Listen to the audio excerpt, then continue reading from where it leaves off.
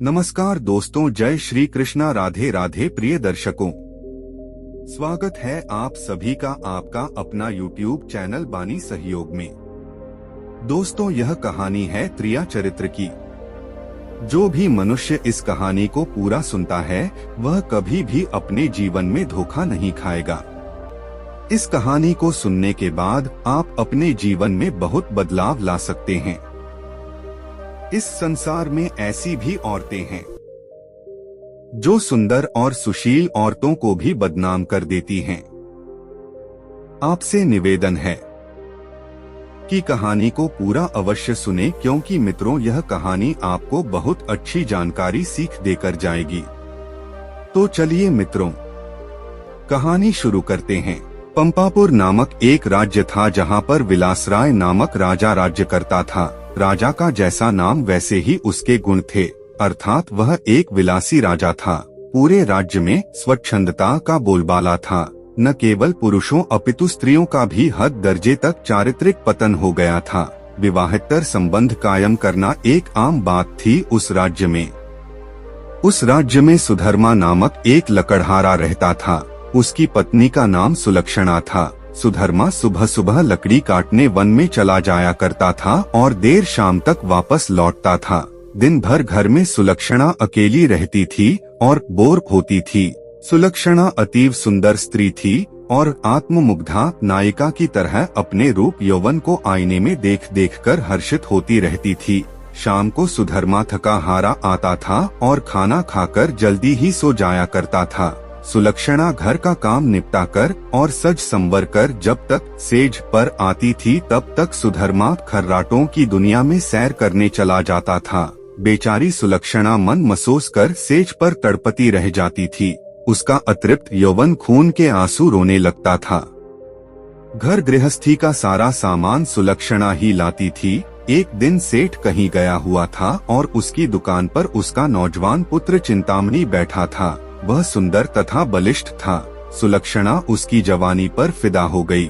सेठ के बेटे चिंतामणि ने भी सुलक्षणा जैसी सुंदर और सुडौल स्त्री पहली बार देखी थी, इसलिए वह भी सुलक्षणा की ओर आकर्षित हो गया। दो जवां प्यासे दिल मिल गए तो अब बदन मिलना भी आवश्यक हो गया था। चिंतामणि ने एक मिलन स्थल भी खोज लिया था। सुलक्षणा रोजाना सुधर्मा के सो जाने पर चिंतामणि से मिलने जाने लगी और वह सुबह होने से पहले वापस आ जाती थी। सुलक्षणा और चिंतामणि की रंगरेलियां बेरोक टोक चलने लगी। एक दिन सुधर्मा जंगल में लकड़ी काटने गया तो उसने देखा कि एक साधु बेहोश पड़ा है। सुधर्मा ने उस साधु पर ठंडे जल के कुछ छींटे मारे तो साधु ने आंखें खोल दी। सुधर्मा ने साधु को बैठाया और ठंडा जल पिलाया तो उसमें कुछ जान आई। थोड़ी देर बाद उसे खाना भी खिलाया तो उसके बदन में थोड़ी ताजगी आ गई और वह चहलकदमी करने लग गया। सुधर्मा ने उस साधु से आग्रह किया कि कुछ दिन वह उसका आतिथ्य स्वीकार करे। सुधर्मा के आग्रह को साधु महाराज टाल नहीं सके और शाम को वे साधु महाराज सुधर्मा के साथ उसके घर आ गए। साधु को देखकर सुलक्षणा के तन बदन में आग लग गई। उसे लगा कि अब उसकी चोरी पकड़ी जा सकती है, इसलिए वह साधु को घर में नहीं रखने की जिद पर अड़ गई। सुधर्मा ने उसके सामने समर्पण करते हुए कह दिया कि साधु महाराज बस 1-2 दिन ही रहेंगे। इस पर सुलक्षणा राजी हो गई। रात में सबने खाना खाया और साधु के लिए आंगन में चारपाई बिछा दी। सुधर्मा खाना खाने के तुरंत बाद ही सो गया था, लेकिन सुलक्षणा की आंखों में नींद कहाँ थी। वहाँ तो चिंतामणि की सूरत बसी हुई थी। उसका मन उड़कर चिंतामणि के पास चला गया था, मगर बदन तो सुधर्मा के घर में ही पड़ा था। यौवन को मन से ज्यादा तन की जरूरत होती है। सुलक्षणा को अपना बदन जलता हुआ महसूस होने लगा। उस आग बुझाने के लिए उसे चिंतामणि के सागर की आवश्यकता थी। सुलक्षणा उठी और उसने देखा कि सुधर्मा खर्राटे ले रहा है। तब वह साधु के पास गई। साधु भी चुपचाप लेटा था। सुलक्षणा ने उसे सोता हुआ जाना और फिर वह बन संवर कर चिंतामणि से मिलने के लिए चल दी। साधु एक अनजान व्यक्ति के घर में ठहरा था और सुलक्षणा ने उसे बड़ी मुश्किल से घर में रहने दिया था, जबकि उसने यहाँ रहने के लिए कहा ही नहीं था। सुलक्षणा के व्यवहार को देखकर दाल में जरूर कुछ काला है, साधु महाराज के मन ने कहा और वह सोचता ही रहा। इसलिए उसे नींद नहीं आई और उन दोनों के क्रियाकलाप देखता रहा। जब सुलक्षणा उसके पास आई तब वह दम साध कर चुपचाप लेटा रहा। उसने सुलक्षणा को बन संवर कर कहीं पर जाते हुए देख लिया था, मगर वह चुपचाप पड़ा रहा।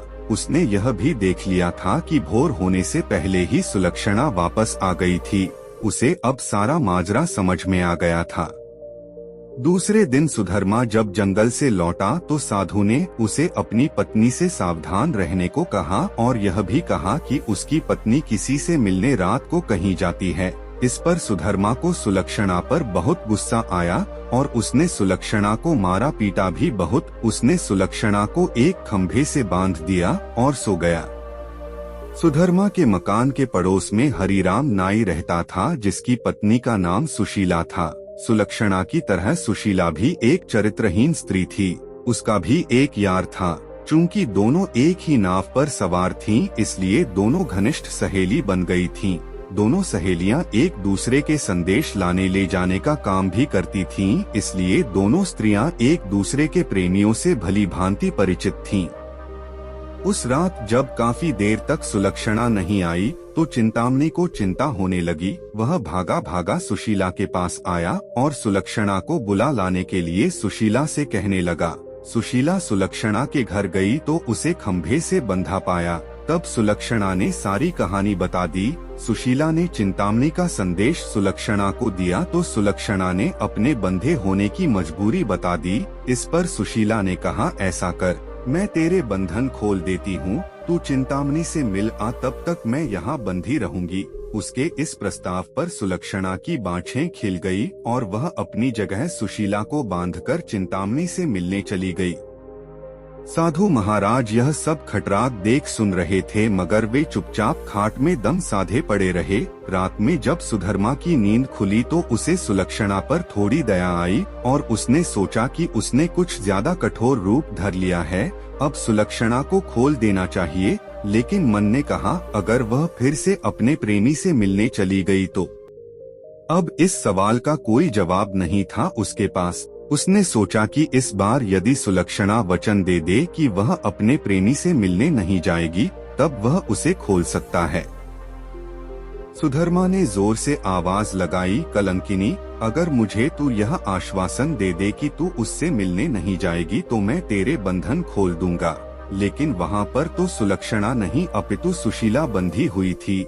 सुशीला ने सोचा कि यदि वह कुछ भी बोलेगी तो उसकी आवाज से सुधर्मा को पता चल जाएगा कि वह सुलक्षणा नहीं कोई और है, तो फिर सारा भांडा ही फूट जाएगा।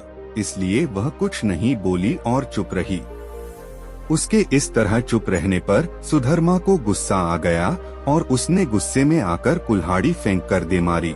कुल्हाड़ी सीधी सुशीला की नाक पर जाकर लगी और उसकी नाक कट गई।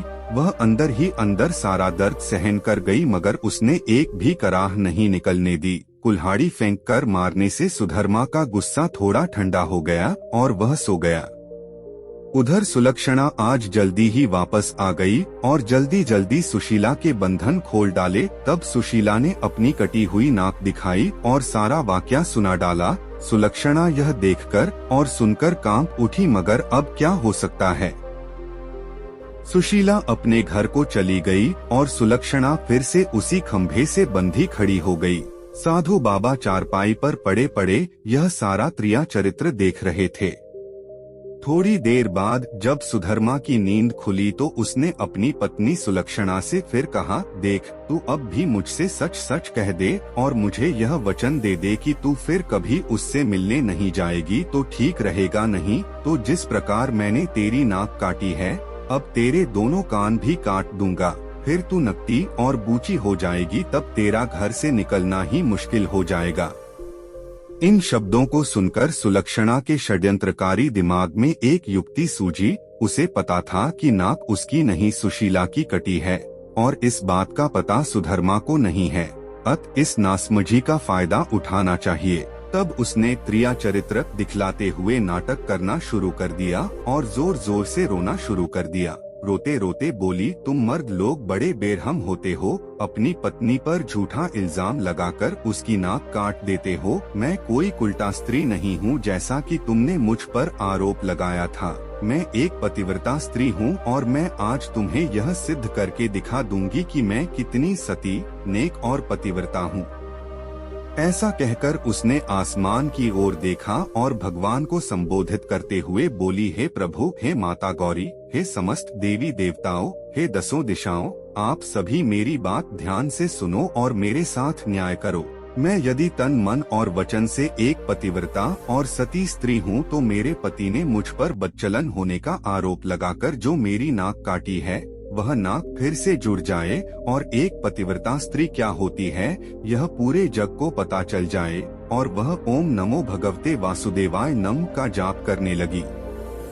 सुधर्मा यह सब देख और सुन रहा था। अभी 3-4 बार ही मंत्र का जाप हुआ था कि सुलक्षणा चीख पड़ी, मेरी नाक जुड़ गई, मेरी नाक पहले जैसी हो गई। हे भगवान, तेरा लाख लाख शुक्र है जो तूने एक पतिव्रता स्त्री की लाज रख ली और मुझ पर बदचलन होने का झूठा आरोप जो मेरे पति ने लगाया था उसे खारिज कर दिया। मैं आपका यह उपकार जिंदगी भर नहीं भूलूंगी भगवान। और उसने नीचे धरती पर झुककर भगवान को प्रणाम किया। तब तक सुबह हो गई थी। सुधर्मा को उसकी बातों पर विश्वास नहीं हुआ, इसलिए वह उसके पास गया और उसकी नाक को छूकर देखा। वह पहले जैसी ही थी। वह सुलक्षणा को आश्चर्य से देखता ही रह गया और अपनी गलती पर पछताने लगा। उधर सुशीला ने अपने चेहरे पर एक कपड़ा इस तरह लगा लिया कि नाक दिखाई नहीं दे। सुबह होने पर नाई हरिराम अपनी दुकान जाने लगा तो उसने अपनी पेटी संभाली। उसमें एक बड़ा वाला उस्तरा नहीं था। उसने सुशीला से कहा कि बड़ा वाला उस्तरा ला दे। सुशीला नाक कटने से चिढ़ी हुई सी थी तो उसने हरिराम की तरफ एक चाकू फेंक दिया और कहा, ले, यह ले तेरा बड़ा वाला उस्तरा। बड़े वाले उस्तरे की जगह चाकू देखकर हरिराम का पारा 7वें आसमान पर चढ़ गया। उसने अपनी पेटी खोली और एक छोटा उस्तरा निकाला और उसे सुशीला की ओर फेंक कर मारा। सुशीला की चाल कामयाब हो गई। वह यही तो चाहती थी। उसने उस्तरा हाथ में पकड़ा और जोर जोर से चिल्लाने लगी, अरे मेरी नाक काट दी, हाय मेरी नाक काट दी। उसकी आवाज सुनकर अड़ोसी पड़ोसी आ गए और वहाँ भीड़ लग गई। लोगों ने देखा कि सुशीला की नाक कटी हुई है और उसके हाथ में एक छोटा उस्तरा है। सुशीला कहे जा रही थी कि उसके पति ने उसे बदचलन बताकर बेवजह ही उसकी नाक इस उस्तरे से काट दी है। लोगों ने सुशीला की बात सही मान ली और हरिराम नाई की खूब धुनाई कर दी। इतनी देर में राजा के सिपाही आ गए और हरिराम नाई को पकड़कर ले गए। राजा की अदालत में मुकदमा चला। सुशीला ने स्वयं को सती सावित्री पतिव्रता बताते हुए अपने पति पर आरोप लगाया कि उसने उसे बदचलन बताकर उसकी नाक उस उस्तरे से काट ली थी। उस्तरा भी था और सुशीला की नाक भी कटी हुई थी। एक पत्नी अपने पति पर मिथ्या आरोप क्यों लगाएगी? अतः राजा ने हरिराम नाई को दोषी मानते हुए उसे मृत्युदंड सुना दिया।